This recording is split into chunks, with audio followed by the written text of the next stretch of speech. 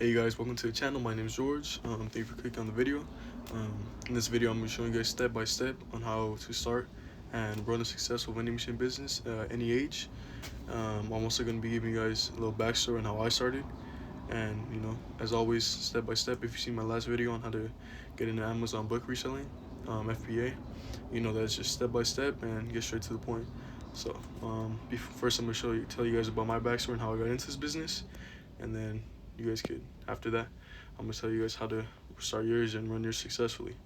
So stay tuned. Alright guys, so really quickly before I start talking like the actual step by step, just like me, like the way I started was like I worked in this factory job, and that was before, like I got a new job now, but there, like people were complaining and saying that they wanted vending machines like where we were at in our like department, and we didn't have any. So I got the brilliant idea of putting my own there. And I talked to him, to the supervisor. He said, yeah, I'd be able to do that. So I looked on OfferUp. That's a great way to offer a market, and Facebook Marketplace are great ways to find used vending machines. So I looked there on OfferUp, and I found one. It was $2,400 for a snack machine and a soda machine, and that's a great combo. You always want to try to get both of them. Sorry if it's kind of loud right now. But basically, I got those, and they were already in a car dealership. So I'm gonna talk about that later as well. But those ones, fortunately, were already in a car dealership, and they were already making money. And I just had them there. I bought them. The guy that I bought them from told me about them, how they work and stuff like that, and like how to like do maintenance on them, and if anything breaks, what to do.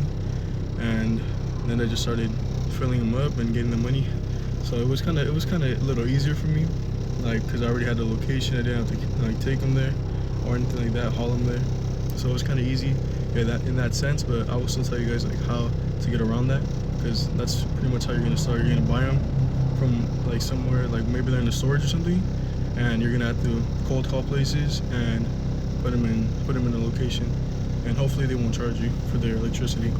So I'll tell you guys all about that right now. That was just like a little backstory, small backstory. But now we're gonna get into step by step, because I need to go fill my machines up. And I have some snacks right here. There's just a little bit of them that I already had from like leftover from the last time. So I'm gonna go to Sam's Club or Costco, I'm not sure yet, and I'm gonna get more stuff. So I'll get back to you guys. So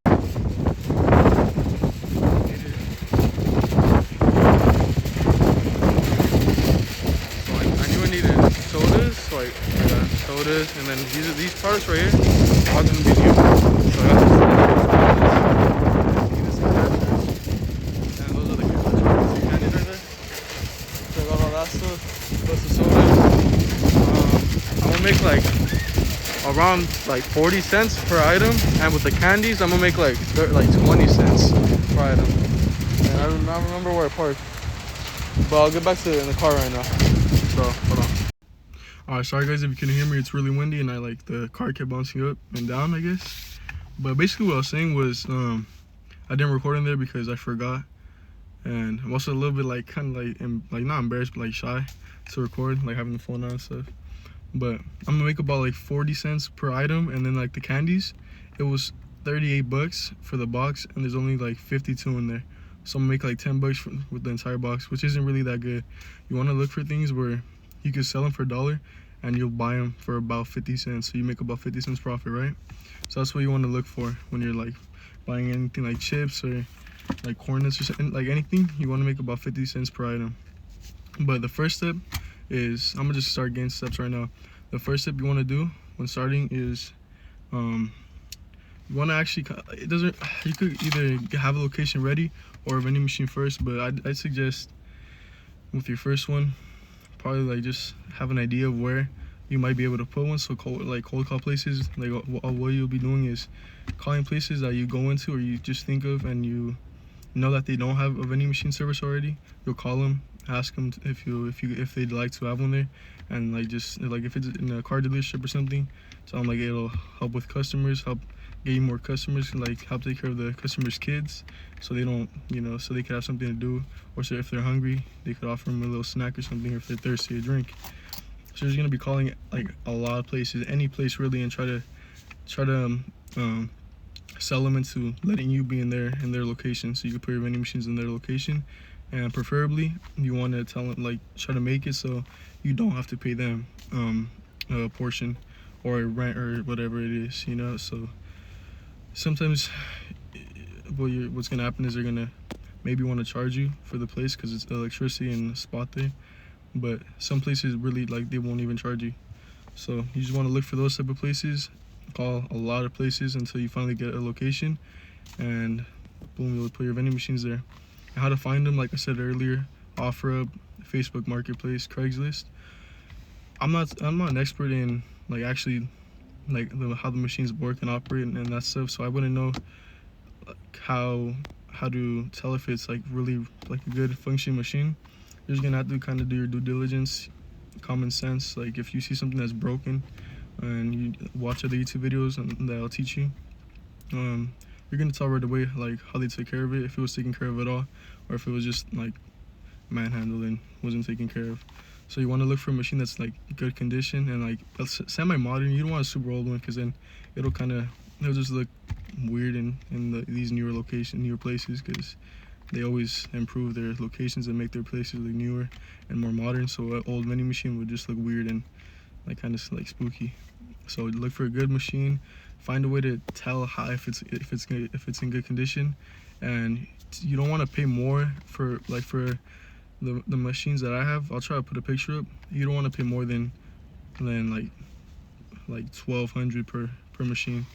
You just don't want to do that unless it's already in a location. Then maybe, if it's already in a location, you might be able to pay more because you're paying for the location too.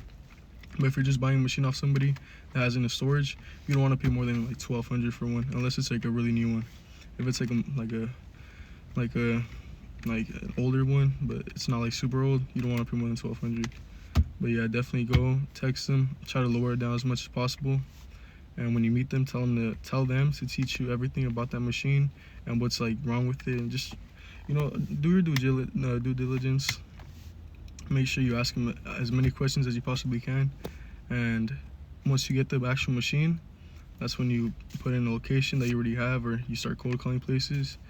And once you get it in there, just stock it up with candy, chips. Every so often, change things around, see what the people there like. Even ask them. Like, they've told me a lot of times that they like Cool Ranch Doritos, so I'll buy those and stuff like that. Like, there's there's another variation of cornets that they really like, so I bought them right now.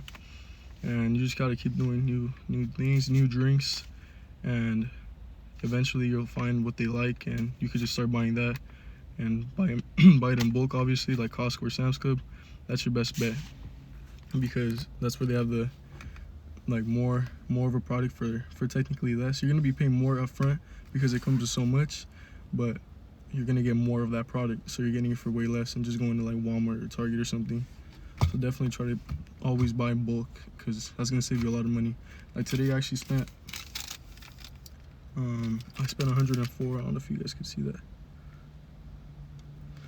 I spent about 104 bucks, but in total, the stuff that I got, it's worth around, like, probably like $170-ish, $200 if I sell all of it, and it's not gonna be right away. And definitely, if you guys see that in the location where you're selling it, or where you have your vending machines, it's not selling, like, fast. It's not gonna sell right away. It's gonna take some time, probably like 2 months, for you to start seeing your product, like, almost wiped, like almost all gone. But don't assume that's gonna happen, like, right, that once you put it there, people are gonna start buying up. If that does happen, you made it. Congratulations. But if it doesn't, just relax. Like, they'll start buying stuff, and you'll make your profit. You'll make your money.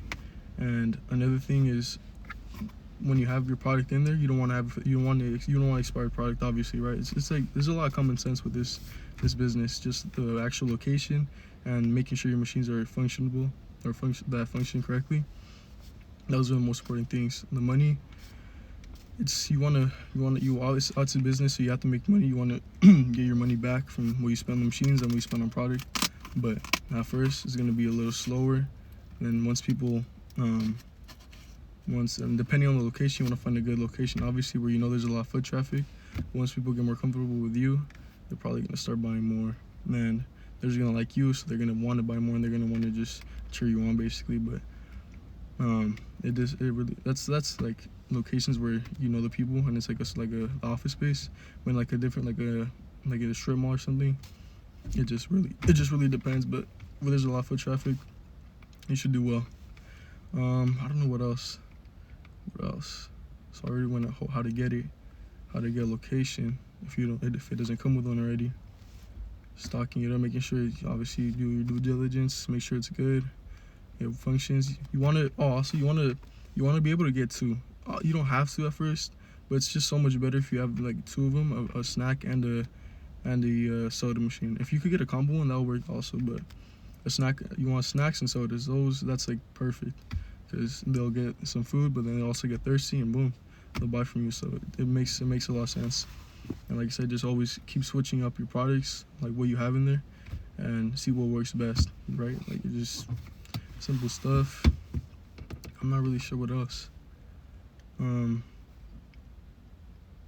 also like stocking them. It really depends per machine. There's different ways to stock product into the machines. It's different ways, but it's kind of simple. You can search the videos. I'll try to record in there. I do feel kind of a little bit shy, I ain't gonna lie, but I don't know what else. I don't know what else I'm missing, to be honest. What else I want to tell you guys? When you're cold calling, just you be confident. You're just asking to put your machine there, and it's their benefit. Okay, we gotta remember it's for them. It's gonna only help them out, and it's better for them, better for their customers, and it's gonna help get people their snacks. So it's for them, and you're giving them it's a favor for them. I can't even talk right there. I think that's it. If there's anything else, I'll probably come back to the video. I'll come back to the video for sure and like keep talking. But if not, thank you guys for watching. I hope you enjoyed. I hope you got something out of it. I don't know if I feel like I explained it right. I know I didn't record inside, but I was a little shy. But it's just looking for product. Like I'll show you guys the product right now. Yeah, oh, you guys saw the product. So just making sure that you get, like, you're gonna make at least 50 cents per thing. Search up anywhere you can, really, so you could get product that you could sell for 50 cents profit per actual unit. So that's what we want to do. And I already told you guys how to get the machines. Yeah, if you want to stay cash, you could just stay cash for the first few months, and then later on you could get a card reader. But at first, you probably want to just stay cash, so it's not a big hassle and nothing too big. And check them every, like, since it's kind of passive once you fill them up, you only want to check like every 2 to 3 weeks. You don't have to be going there every week, unless something is like broken or something, or if a dollar's sick or something. But I think that's it.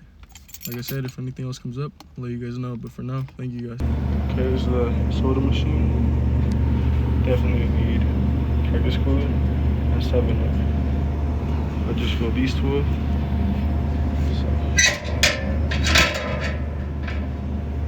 So Cactus Cooler, 7-Up. Besides that, everything is good. Make sure you have them all stocked good.